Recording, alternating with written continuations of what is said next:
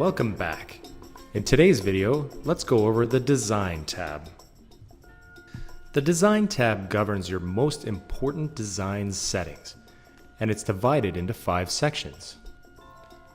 The Page section controls general stylistic settings for the whole page, and importantly, that's site-wide.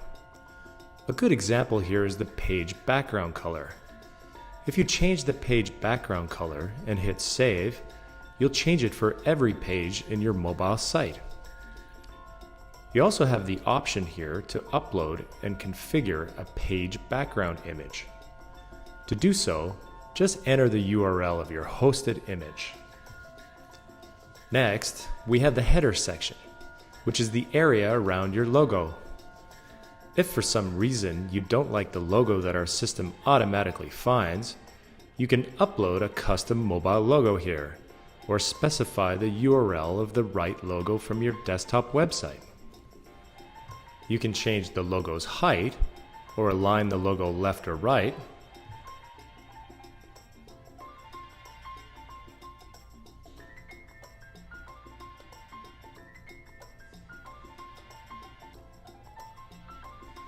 You can specify a background color for the header that will match your logo better.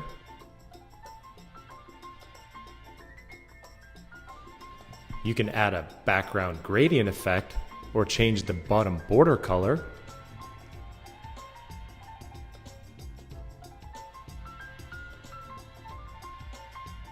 You can add a slogan caption and change the style of the caption.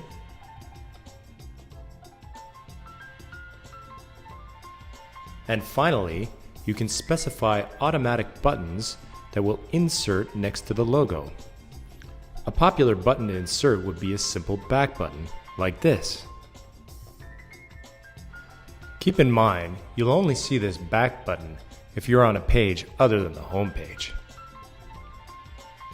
Moving on, let's look at the menu section. This is a very important design section as it really influences the look and feel of your mobile website. First, you have the ability to change the layout. This means changing whether the menu is vertical, as it is now, or horizontal, and for which pages of your mobile site. As you can see, it is difficult to fit a horizontal menu on a slim mobile phone, like the iPhone.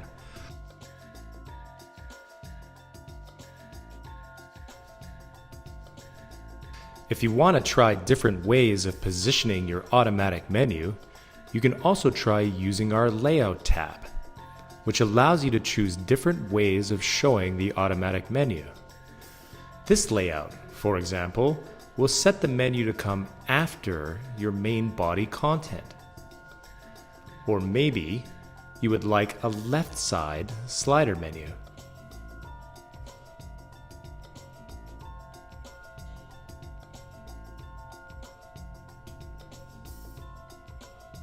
Moving on, the cutoff on your automatic menu settings indicates whether or not you want the menu to stop after 4 links and become a drop-down list with the remaining links underneath. We do this by default so that the automatic menu doesn't end up taking the whole visible screen on a small mobile device. You can also change the text that is written for the cutoff here. Similarly, the next setting, hiding the current page, is another way to save screen real estate. To make the menu more like a traditional desktop menu, you can deselect this.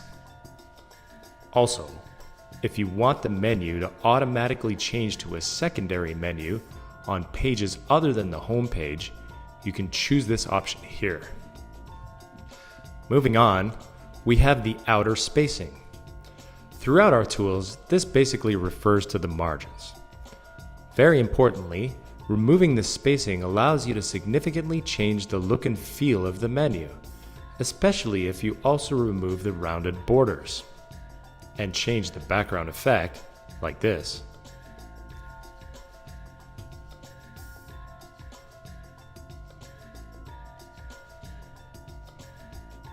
For many types of sites, This looks really good. And there's one last thing here. If you don't want the automatic menu, but prefer to create a slimmed down, more simple menu, try doing this. Go back to the Menu and Content tab and deselect the automatic menu. When you hit save, make sure that you save your changes for all pages. This deactivates the automatic menu. Then, you can go to our plugins page and insert a custom menu. All the same settings are there, but you have more control over the actual items in the menu. Choose carefully, though, if you want to use an automatic menu or a custom menu, because an custom menu won't update automatically. Okay, let's move on to the content section.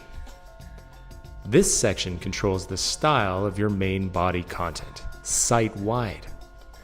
It's pretty easy to understand.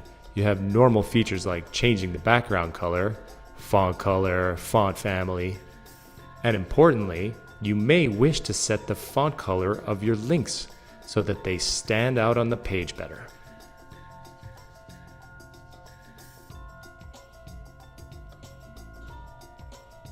And finally, we have the footer.